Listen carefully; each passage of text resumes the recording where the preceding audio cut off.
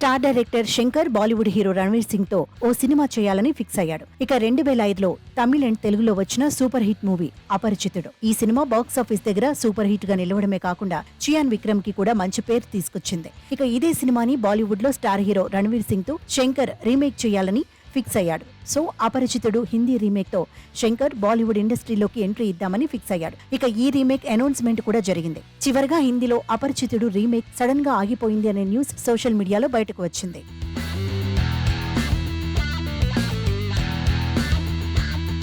ప్రస్తుతం శంకర్ చేతిలో 2 భారీ ప్రాజెక్ట్స్ ఉన్నాయి. వాటిలో ఇండియన్ 2 రిలీజ్ కు సిద్ధంగా ఉంది. మరొకటి Ram Charan game changer cinema సెప్టెంబర్లో రిలీజ్ కానుంది.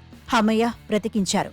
ప్రస్తుతం శంకర్ అభిమానులు చాలా మంది అనుకుంటున్న మాట ఇదే. నిజానికి బయటికి చెప్పకపోయినా ఇండస్ట్రీలో చాలా మంది అనుకుంటున్న మాట కూడా ఇదే అని తెలుస్తోంది. ఇటీవలి డైరెక్టర్ శంకర్ ఒక సినిమా గురించి మాట్లాడుతూ కొన్ని కారణాల వల్ల ఆ ప్రాజెక్ట్ ఆగిపోయిందని చెప్పారు. దాంతో ఆయన అభిమానులు సంబరాలు చేసుకుంటున్నారు. ఇక శంకర్ సినిమా ఆగిపోతే ఆయన అభిమానులు హ్యాపీగా ఫీల్ అవ్వడం ఏంటి?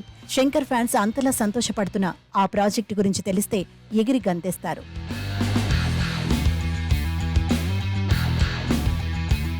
ఇక కొంతకాలం క్రితం star director Shankar Bollywood hero Ranveer Singh తో ఓ సినిమా మొదలుపెట్టిన విషయం తెలిసిందే. అదే అపరిచితుడు హిందీ రీమేక్.